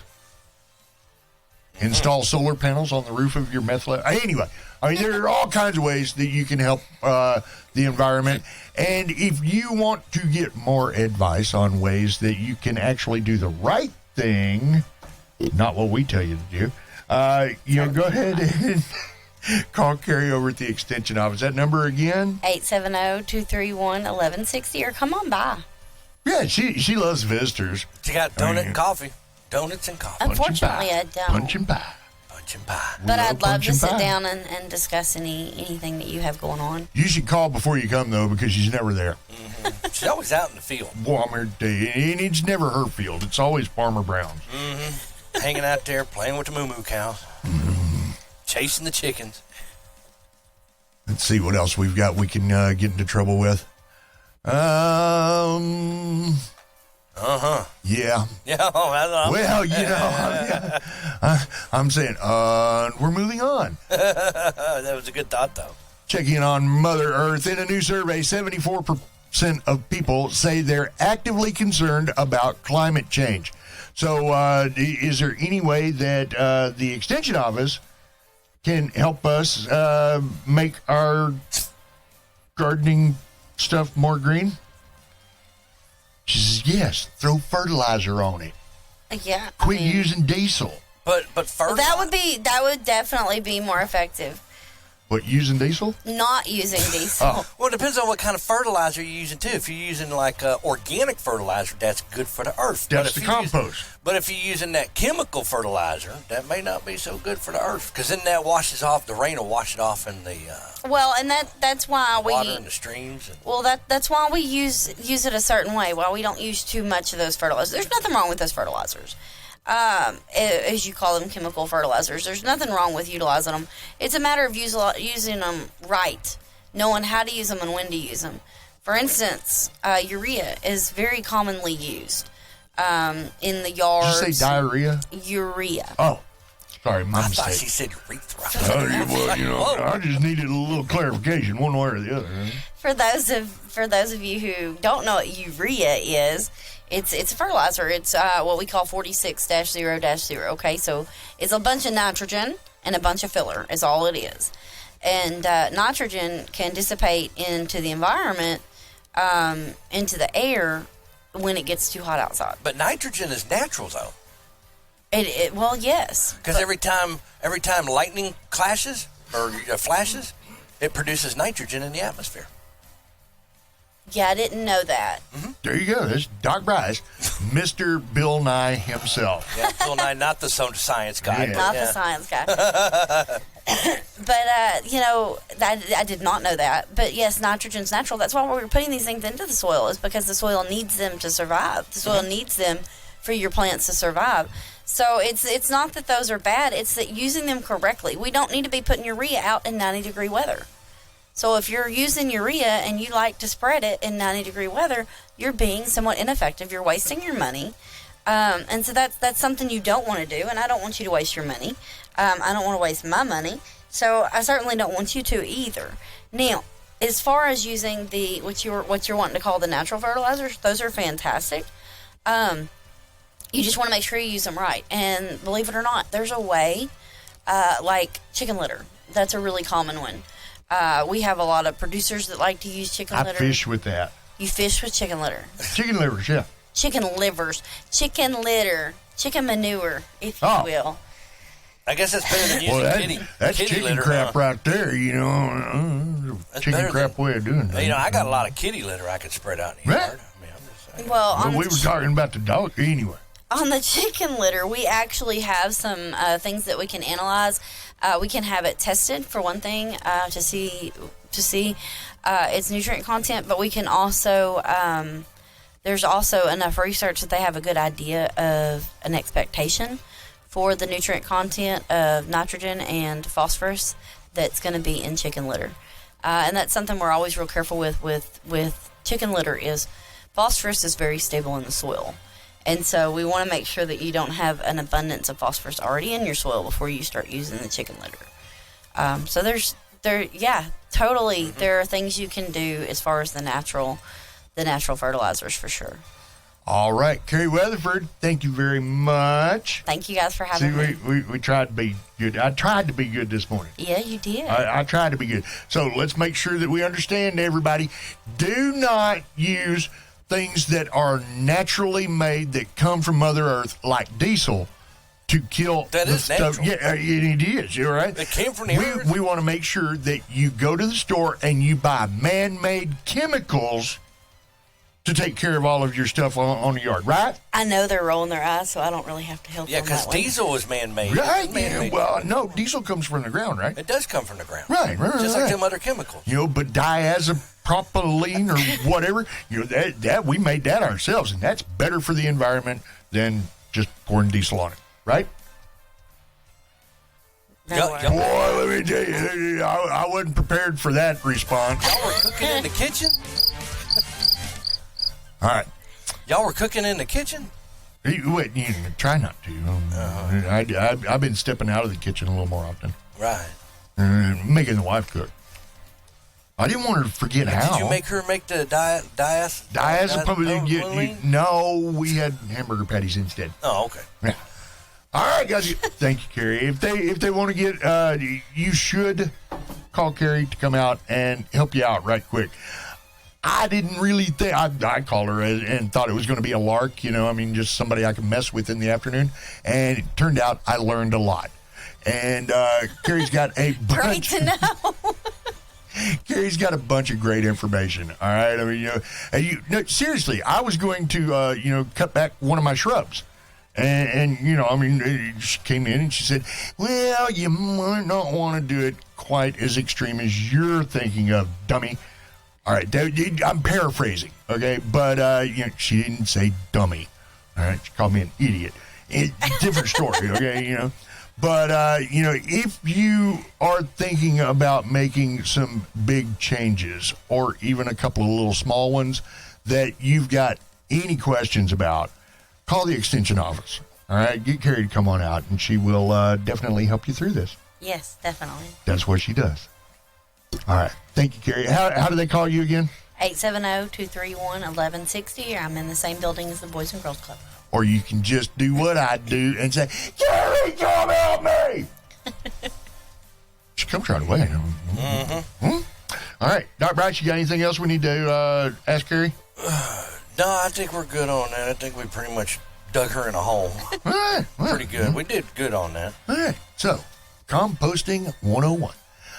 It's the round table, boys and girls. Brought to you each and every weekday morning by a whole slew of sponsors. And yes, we are going to talk about those sponsors later.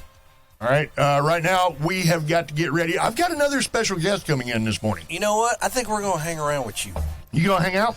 Well, the reason why I'm saying that is because the way this is set up, if I go ahead and go to Glenn Beck, then I lose the Facebook Live feed. Oh, well, we don't want to do that. So if I stay with you on this side, then I keep the Facebook Live feed, and then our guest can also be on Facebook Live. And then I can attach that, to the podcast. Oh, that's right. We're doing the podcast. You're going to be a podcast star, too. Yeah, you're on the podcast now. Yeah. We didn't make you sign no waiver because we don't care. That's right. We don't have to. We're radio. That's we right. do whatever we want. You know who we are. Yeah. By yeah, golly. we go into a bank and say, give me some money. And they're like, okay. Yeah. And we can even wear a mask into the bank nowadays. Yeah, like everybody else. I mean, but we can actually say, give me some money, and they do. That's amazing. All right, so we're brought to you by a whole slew of people. Carrie, thank you for coming in and allowing us to be who we are. Donut shops too. Donut shops too. We going to donut shops? Give me some donuts. Yeah, well, that's police food. So, all right, we have got to go ahead and take this break, though. You guys hang out. We will be right back.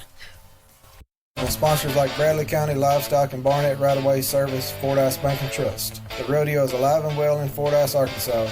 You won't want to miss the cowboy and cowgirls competing for points and cash in this year's IMRA-sanctioned events like bull riding, goat tying, calf roping, barrel racing are just a few of the events you can expect to see at this year's Buckout on the Cotton Belt, April 22nd and 23rd. Learn more and don't forget to like the Fordyce Riding Club's Facebook page for more information. Y'all come on out to the Buckout on the Cotton Belt. From 1991, Mr. Garth Brooks. Kelly Blair going to go and see Garth, right? Yeah, tomorrow? Driving all the way up to Fayetteville to see Garth Brooks tomorrow? It's going to be a good show. I believe that's a completely sold out show, too. So, Kelly was lucky to get his tickets. Hey, but if you don't want to drive all the way to Fayetteville for a rodeo, have we got a treat for you? Good morning, Mike Berry from the Fordyce Riding Club. Morning, Mike. Morning, how are y'all? Just fine, thanks. Doc Bryce, you over there? Yep, I'm here.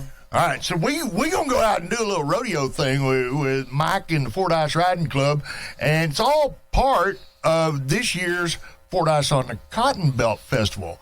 So this would be they've been doing the Cotton Belt all week long, but this would be a great way to truly kick off Cotton Belt. They're going to have a little bit of entertainment, I hear, after the rodeo, maybe? Yeah, we're talking about setting up some music after the radio and letting the kids go out and enjoy things. We try to give outreach. What we decided is not just only our kids, but there's a lot of kids out there that sports just isn't their thing. They don't play ball. So we try to give them an avenue to come out, learn about horses. I mean, it helps teach responsibility. You know, taking care of a horse, you got to practice and kind of consume some of that free energy, get them off the gaming systems and learn about, the Wild West, the ways of the old.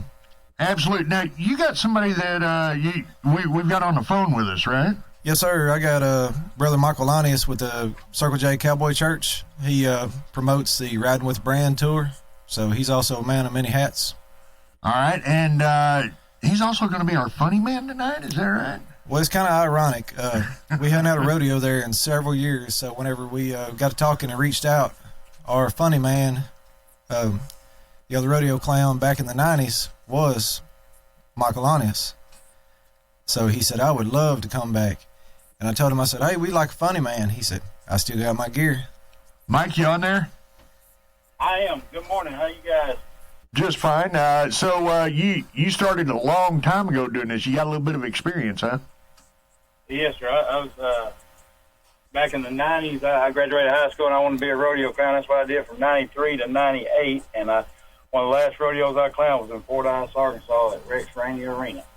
So it's a kind of a sweet deal to come back to Fordyce and put on a rodeo for these youth.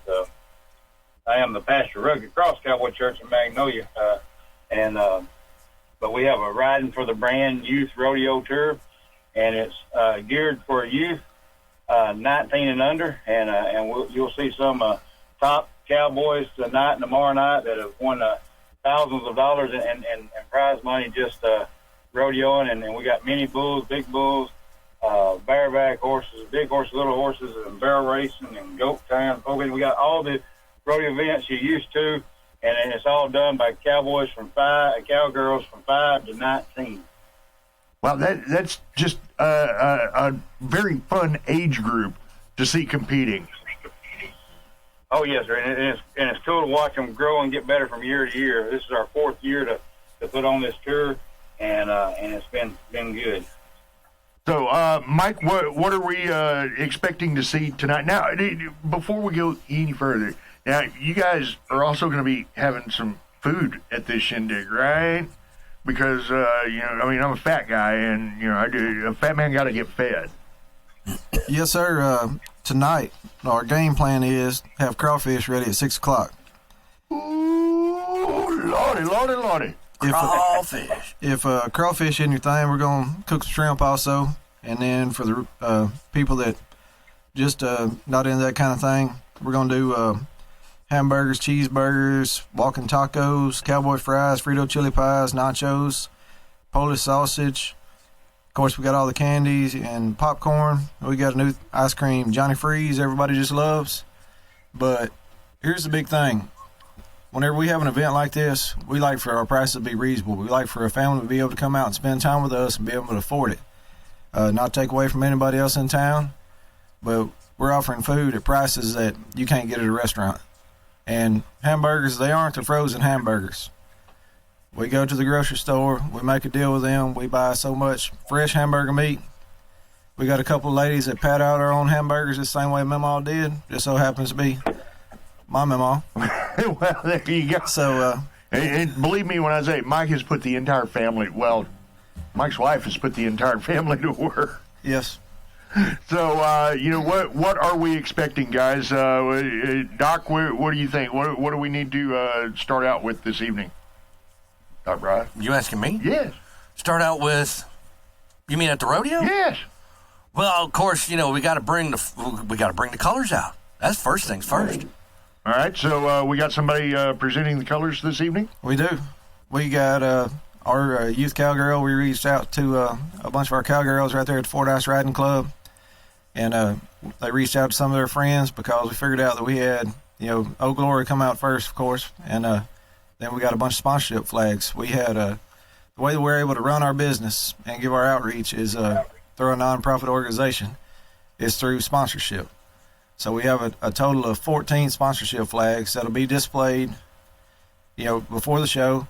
And between events, we're going to bust these girls out and let them make a hot lap and come right back in, just keep you entertained in between. And then tomorrow in the Fordyce on the Cotton Belt Parade, all these flags will be displayed in that parade. All right, that parade starts at 11.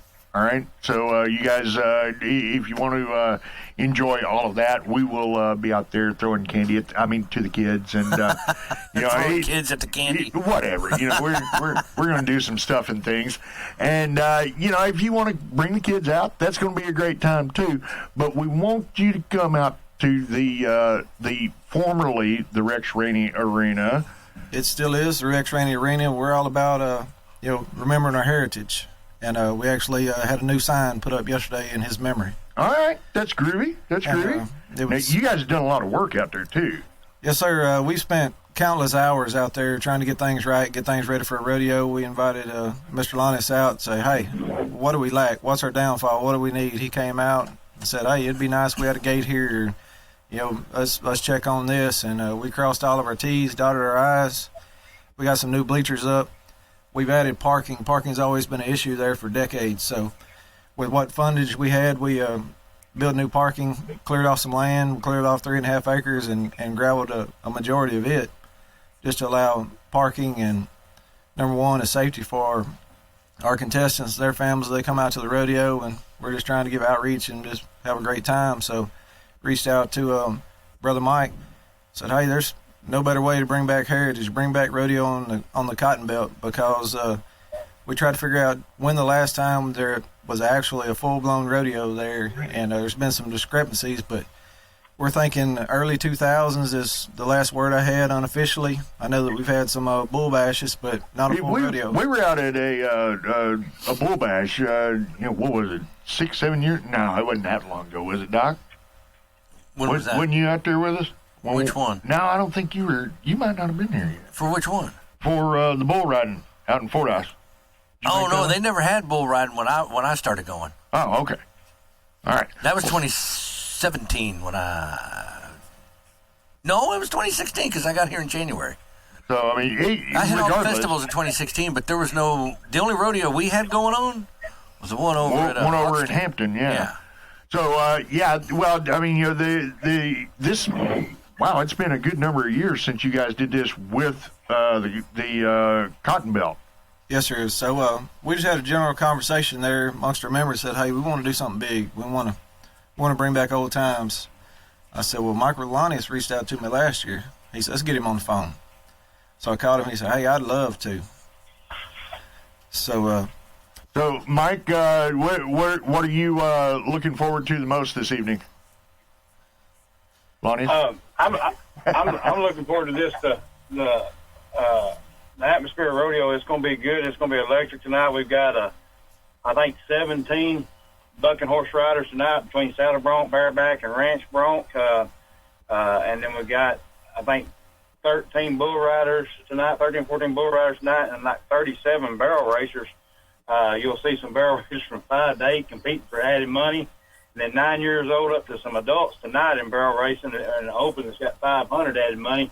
And then the rough stock guys, the horses and bull riders, they're competing for 2,000 added money tonight. So it's going to be a winner take all in the rough stock tonight in each age group. And so like some of these age groups pay like $600 to win their age group tonight off their entry fee with added money. And so college rodeos don't even pay out that good. So these kids are going to be able to win some big money if they can make the 8-second whistle. And we're looking forward to that. And we appreciate Fordyce Bank and Trust for donating the $2,500 added money to us to be able to fill in this deal to draw in some great cowboys and cowgirls for our event. So. And Mr. H.J. Saylor Trucking said he wanted to sponsor our Funny Man. All right, so big shout out to Sailor Trucking there. Yes, sir. And also the Bradley County Livestock and Barnett Right-of-Way Service. Yes, sir. They're sponsoring. Yeah, they're our tour. Yes, sir. They're our tour stop sponsor. We have 10 tour stops for our Riding for the Brand deal, and we have tour stop folks that pay us to come in and have our deal. And this will be our tour stop number 2. Saturday night's performance will be tour stop number 2 for Riding for the Brand. Our tour stop number 1, we paid out $6,500 in cash prizes to our contestants, which is unheard of in youth rodeo. And so, if we stay on track with that, we'll pay out $45,000 to $50,000, $60,000 this year, just off prize money off their entry fees, no added money, just kids entering the rodeo and competing for big time money. So, we got some of the best in youth rodeo. Well, and we couldn't ask for better weather for this rodeo. It's going to be a beautiful night, clear skies, overnight low of only 66, and it's not going to hit that while the rodeo is going on. So, this is going to be a perfect night to get the family out and head on down to Fordyce. Enjoy some great food. And we got bull riding, saddle bronc, bareback, calf roping, goat tying, breakaway, team roping, barrels, poles, ranch bronc. You name it. It's a rodeo. And guys and gals, you need to make your plans to attend. What time are the gates going to open there, Mike? We're predicting around 4 o'clock. Okay. We'll have people there all day. Absolutely. In and out. We got a few more T's crossed and I's dots on things that we think would just make the place better and work more efficient. So we've got a meeting here after lunch and get our final punch list and make sure that everything is the way that we feel like it needs to be. All right, sounds like a plan. Did you want to give away some tickets right quick? Yes, sir. We'd like to give away some free tickets to the rodeo tonight. All right.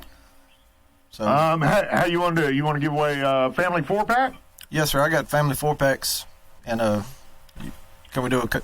How do you want? I tell you what. Go ahead and give us a call. 836-9. Well, wait a second. I've got Mikey the rodeo clown on. Hey, I've got the Fordyce. And Mikey. Yeah, there you go. So how about the first one to message me on the Fordyce Riding Club page? All right, there you go. You can go to Facebook and go ahead and message Mike. Say, I want them tickets. All right, and if you'll go to the Fordyce Riding Club Facebook page, you can go ahead and message him now, and we'll go ahead and get you set up for a family 4-pack. Tell you what, the next 2 people, first 2 people to go ahead and message him, we'll go ahead and do that. All right, let's see. And Mikey the Rodeo Clown, you're going to be there this evening as well. Yes? Yes, sir. All right, yes, and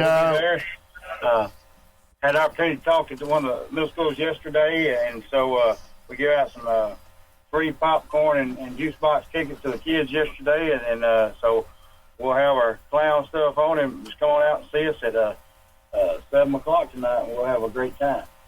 All right, Mikey, we look forward to seeing you this evening, brother. Hey, I've got all right. I've got 2 winners. Wow, that didn't take long, now did it?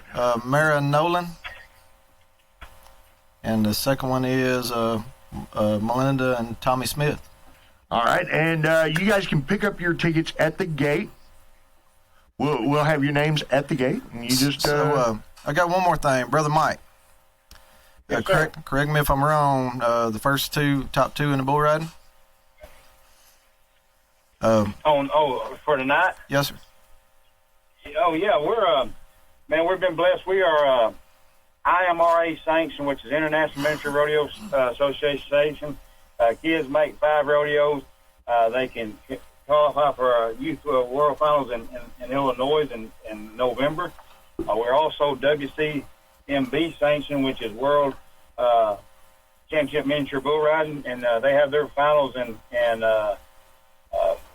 Mesquite in October. And so the top 4 in our riding for the brand series will go to Mesquite to compete for thousands of dollars in prize money at the championship level. But we just recently got our Junior World sanction for our horses.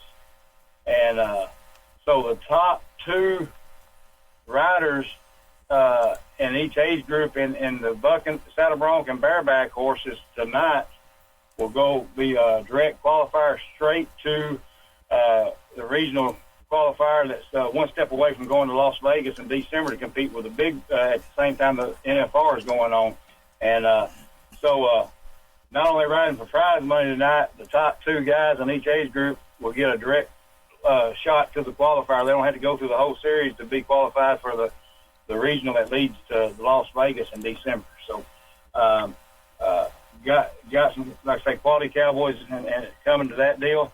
All right, well, it sounds like it's going to be a great show. We are looking forward to it. You guys got anything else we need to get out there right quick?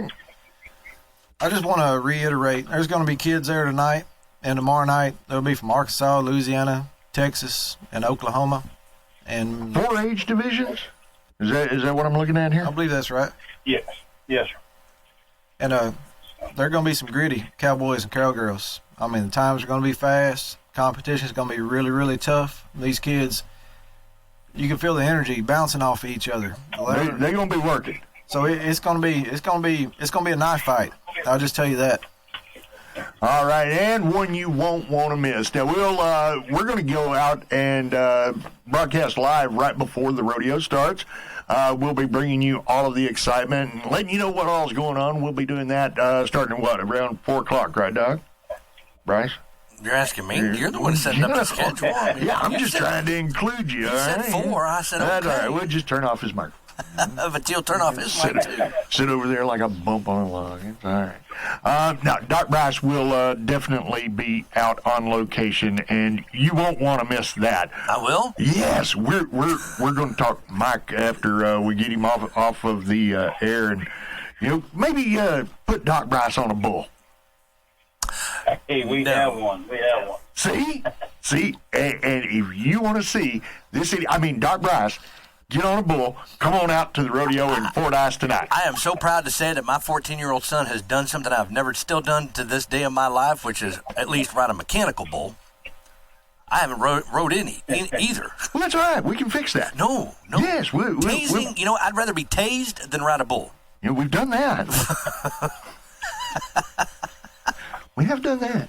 All right. So, we look forward to seeing you guys this evening. And, you guys out there in listener land, be listening in around 4 o'clock this afternoon. We'll have more chances for you to win more tickets from your country leader, Y95, and the Fordyce Riding Club, and the Buck Out on the Cotton Belt. Look us up on Facebook. Be some notifications as it comes out today. Maybe some changes in parking and different stuff. But we use Google Map, draw a road map in, and make sure everybody has plenty of room to get where they need to be. And lots of parking. And you guys got a bunch of new bleachers that you've set up out there. So, there's plenty of room for everybody. Y'all just need to come on out and support Fordyce on the Cotton Belt, Book Out on the Cotton Belt, and the Fordyce Riding Club, and all of that neat stuff. Come on out, show your support, and enjoy one heck of a show.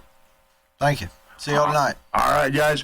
We have got to go ahead and get back into this. Have a good one. Thanks a lot. We'll see you this evening, funny man Mikey. Good deal. All right, you guys. Yeah, there we go.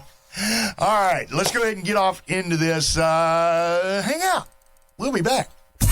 News Talk 92, KBEU Beer Den. I'm sorry, can you clarify that last sentence for me? That means the news and talk of South Arkansas on News Talk 92, KBEU.